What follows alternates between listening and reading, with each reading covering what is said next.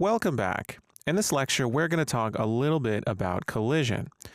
Now, if you load your project up and you get this warning message in the message log talking about some of these meta sound sources, that's because we've migrated over some assets from Valley of the Ancient, and some of these assets are referencing things that we didn't migrate over. Now, luckily, it tells us the path where this problem occurs. It's in Ancient Content Audio Meta Sounds. And we can easily go into that folder by going to Ancient Content Audio Meta Sounds. And these are the assets referencing things that are not here in our project. Now, we're not going to be using these, so we can simply highlight these and delete them all. And that should get rid of this warning message. Now for the topic at hand. We're interested in collision. Now, in order to demonstrate collision, we're going to want a mesh. Now, we do have plenty of meshes in our project, but I'm going to search for one from Quixel Bridge. So I'm opening Quixel Bridge, and I'm going to go to 3D Assets, Props, Nature, and click on Rock. And I'm going to select Boulder and search for a rock. Now, some of these boulders are missing the underside. So we want to find a rock that has all of the sides, even the underside to the rock. So I'm just going to try this one. It's called Desert Boulder. And I'm going to download it at medium quality and click Add. And let's take a look at this boulder. I'm going to open it in the static mesh editor and look at its underside. And it looks like it does indeed have an underside. It's not missing a face there. So that's great. So now that we have this boulder, let's drag one into the world. Now, I'm going to talk a little bit about what happens when we drag a mesh into the world. So this is a Megascan. It's in our Megascans folder under 3D Assets, and it's called Desert Boulder. And here it is. So I have this folder open. I'm going to find a spot where I can drag one in. Now, here's what happens when we drag in a static mesh. We know that these are static meshes, right? These are not actors. These are objects of type useStaticMesh. But we know that everything in our world has to be derived from actor or below in the hierarchy. So how can we just drag in static meshes? Well, what happens when we click and drag a static mesh into the world is a static mesh actor gets instantiated. It gets created. And this static mesh actor has a component, and that component is a static mesh component. So we have this boulder that we dragged into the world. It's a static mesh actor, a specific class derived from actor, and it has a single component, which is a static mesh component. And that static mesh component has its own static mesh automatically set to the static mesh that we dragged in. So that's how we can drag in static meshes. We get an automatic static mesh actor created as soon as we drag one in. And because it has a static mesh component, components have collision settings. And we can see those in the details panel. So with our static mesh actor, our boulder selected, we can see what those collision settings are. And if we scroll down to the collision section, we see that we have a number of variables here. And the one I'm interested in talking about is called collision presets. And static mesh actors have this collision presets set to default. But there's a dropdown, and we can select any number of collision presets. Now, any component that's capable of collision has a collision section. For example, if we find our blueprints folder and go into characters, here's BP/character. We can open this up and select our mesh, which is a skeletal mesh component. And we can scroll down in the details panel until we find the collision section. It's usually under physics. And here's the collision presets. Notice this one is set to character mesh.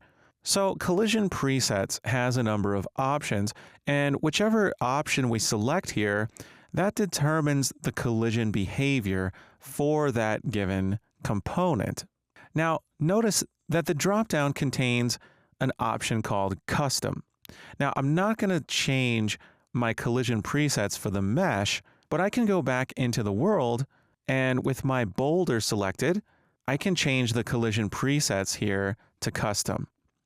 And as soon as that happens, we get a drop down, and if we expand that, we have suddenly some collision presets parameters. So all components have their collision presets, and if they're set to one of these options, then all of those settings are going to be set by default. For example, we have no collision. If I select that, suddenly all of these options are grayed out, and they're set to various settings, specifically settings that are good for objects that should not collide with anything. We can change it instead to block all. And again, it's grayed out, but the settings are all configured for an object that should block everything. So these are good for default presets for common configurations for specific game objects, but custom allows us to customize this exactly how we want it. So this looks like a lot of settings, so it can be confusing when you look at it for the first time. So we're going to break this down in detail. So we know that all mesh components have a collision section. In fact, anything that can have collision has this collision section. And the collision presets has a drop-down with various options, and when we select one of those, all the rest of the stuff is grayed out and set to these default settings here. But we know that we can set that to custom and change those. Now, under collision presets, we have a number of parameters. That first one is collision enabled, and we're going to actually talk about that one last. Just under that, we have the object type. Now, all components with collision each have their own object type. To determine how other components will interact with this object type, as you can see, physics body is one object type. There are others. Now, under the object type, we have collision responses. And there are a number of object types beneath collision responses. We have trace responses and object responses. Now, each of these is a collision object type. And over to the right, we have the option to ignore, overlap, or block that object type. So if one component in the world has a particular object type, then all other components will have their respective responses to that object type. In this example, we're looking at the collision presets for a component whose object type is a physics body. So other objects can decide to ignore, overlap, or block any other component whose object type is physics body. So collision object types allow us to customize collision behavior. Now, we also have this collision enabled, which I said we'd talk about last, and it itself has a drop-down with 4 options: no collision, query only, physics only, and collision enabled. The first option, no collision, is perhaps the easiest to understand. The component will completely pass through objects, or other objects will pass through it. There will be no response. Things won't be knocking each other around. These are good for objects that you can see in the world, but that's enough. You don't need objects to bounce off of them or anything like that. Now, we also have query only, no physics collision. Query only, no physics collision is for queries. We call these spatial queries. These are things like raycasts, sweeps, and overlaps. A raycast is when we perform some sort of trace. In our control rig, we performed a sphere trace for each foot, drawing an imaginary sphere down towards the floor and getting a hit result from that, allowing us to know the location of that hit. This was a query. Sweeps are when objects detect whether or not they're about to overlap with each other. And overlaps are when two objects actually do overlap with each other. There are ways to detect when these things happen, but we have to have spatial queries enabled. Query only allows those spatial queries. Query only means no physics simulation. Unreal Engine has a physics engine. It's called Chaos, and it performs all sorts of physics calculations when physics is enabled for a particular component. This allows things like gravity and forces. When two objects that are simulating physics collide with each other, this results in forces imparted on those objects, and they'll bounce off one another. So that brings us to the next option, physics only, no query collision. Physics only no query collision is for physics simulation. So we can have things like physics collision. And physics only means no queries. If we perform raycasts or sweeping, these things will not be detected because the component is only simulating physics. Spatial queries are not supported. So the physics engine is working on the component, which means we can do things like simulate gravity and impart forces on other physics objects. Now, the last option is collision-enabled query and physics. This is sort of the best of both worlds. We do have spatial queries, which means we can do traces like raycasts and sweeps, and we also have physics working on the component. So we can have gravity, we can have collisions. This is the most expensive and is generally used for objects that we want to be able to push around or throw at things and also be able to respond to things like traces, such as those used by our control rig. So we're going to get some practice changing these settings and seeing exactly what happens. So we have our boulder, and our boulder has its collision enabled, and we're first going to set this to no collision. And let's see exactly how this works. So let's go ahead and hit play. Now here's our character, here's our boulder, and we expect our character to pass straight through the boulder, right? It has no collision. That means no traces, such as those performed by our control rig for our leg IK, and no sweeps, no spatial queries, which is, by the way, how our capsule component prevents us from walking through objects. So let's walk through this thing. And exactly as we expected, we have no collision. So that's perhaps the easiest to understand. It makes intuitive sense. We can't step up on the boulder or anything. We can just pass straight through it. Now let's go back and select our boulder and go down to collision and expand collision presets. Now let's expand collision enabled and we'll select the next one. It's query only, no physics collision.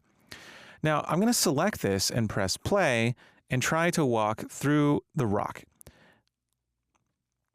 And as you can see, we're standing up on the rock and we're able to have our queries working. This is the sphere trace performed in our control rig. But here's the funny thing, our sphere traces are the only thing acting on the rock. If we hit the tilde key and type show collision, we can actually see the collision volumes. And our capsule is actually overlapping with the rock. And now I mentioned our capsule uses these spatial queries. So we would expect our capsule to be prevented from overlapping with the rock. So what's going on here? Well, we see all the collision volumes in our world, thanks to that console command. So we can see all these capsules attached to our character. Those are part of something called a physics asset. And we see our capsule component, but our rock doesn't have any geometry surrounding it. And that's because this boulder does not actually have a collision hull. Let's shift escape, and I'm going to go ahead and browse to our boulder static mesh and open it up in the static mesh editor. Now let's talk about that weird thing I said, collision hull. If we click show and select simple collision, we don't see anything.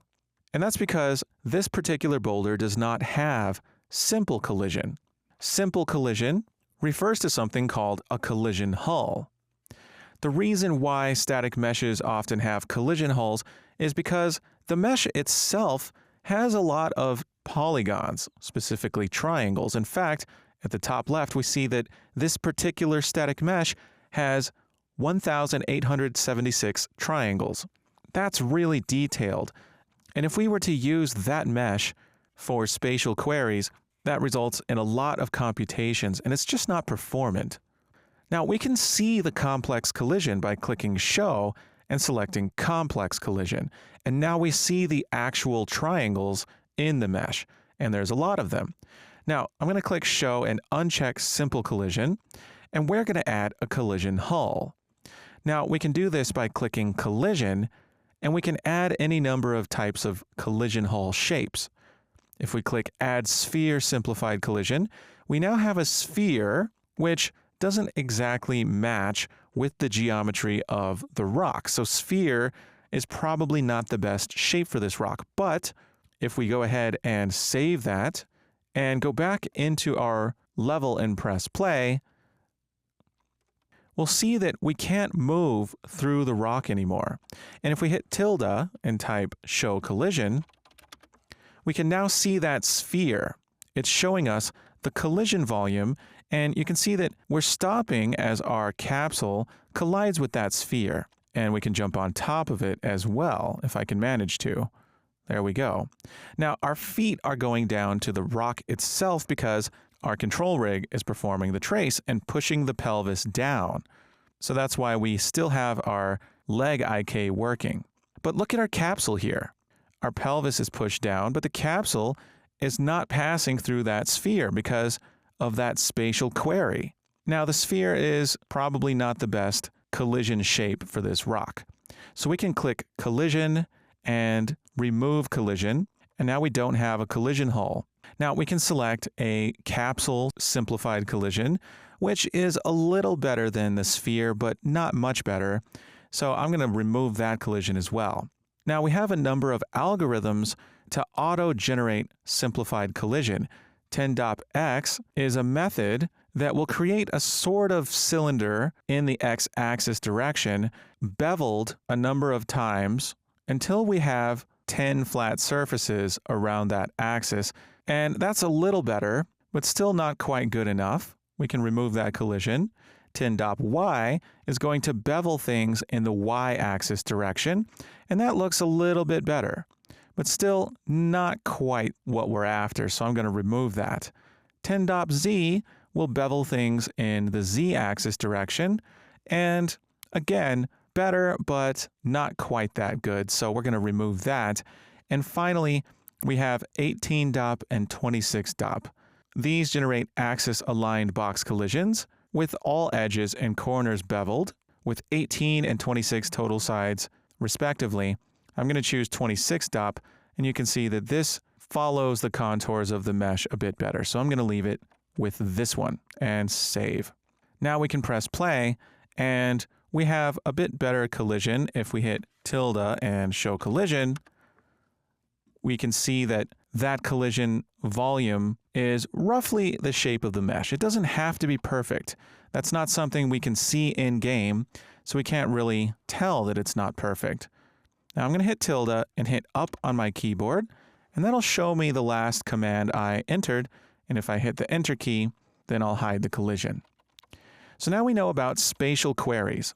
Let's change our collision enabled now to physics only, no query collision. And if we press play, we can run up to this boulder and notice that because our capsule is no longer querying, we don't have those spatial queries, we're running right through it.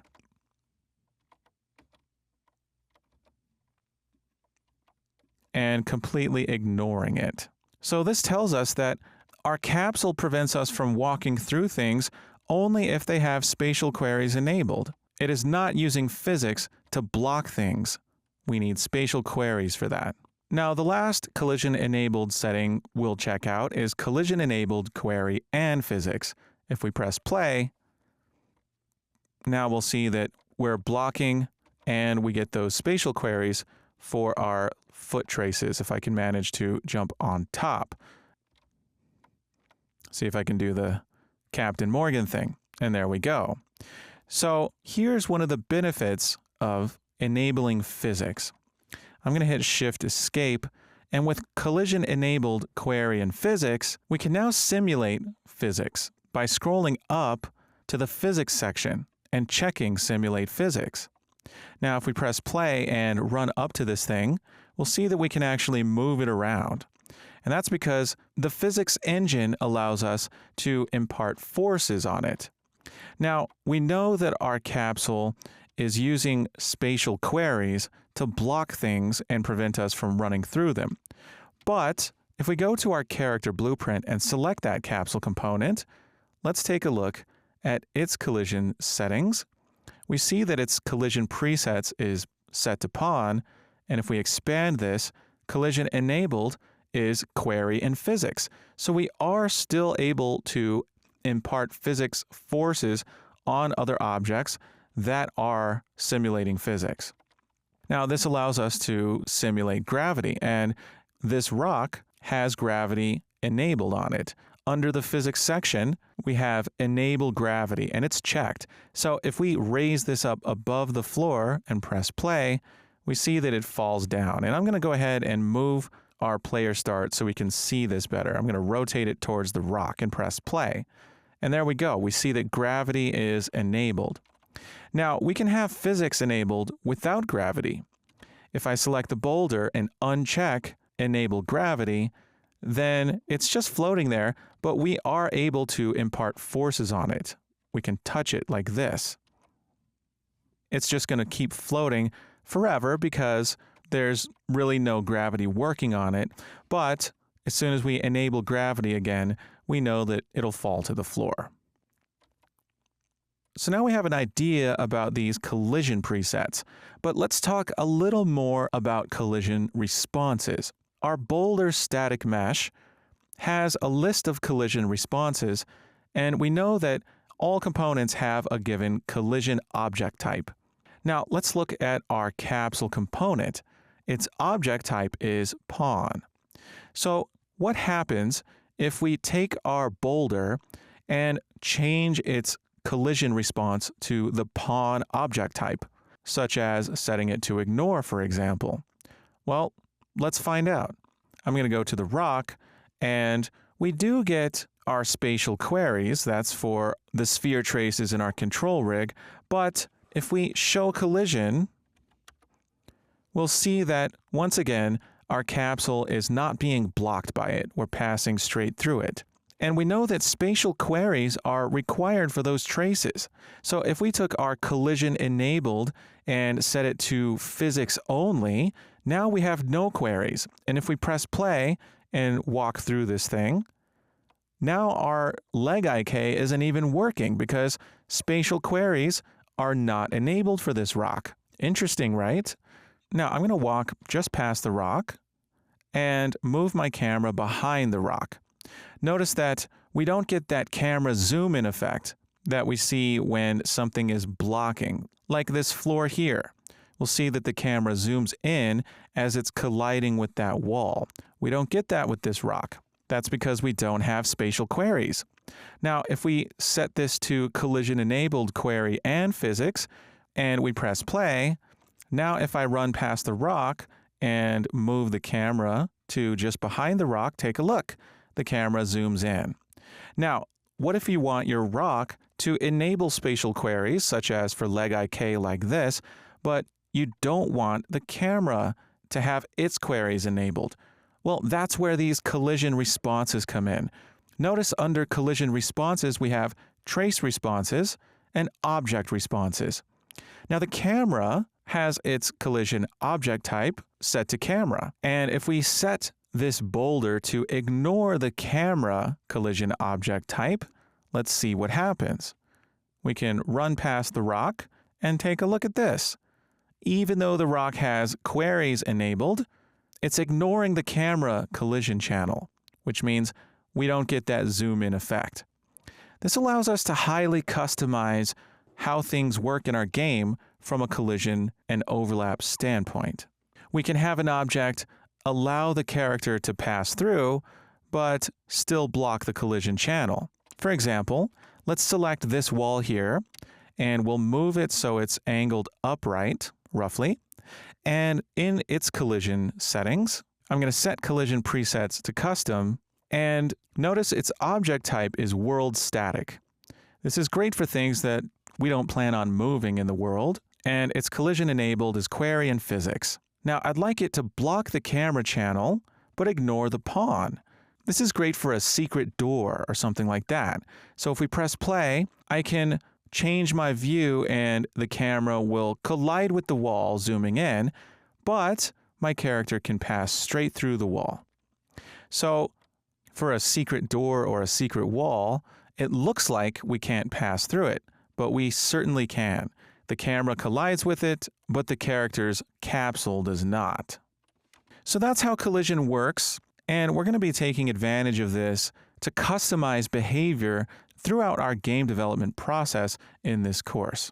So great job. In the videos to come, we're going to talk more about collisions, as well as overlap and hit events, which are closely tied to these parameters. I'll see you soon.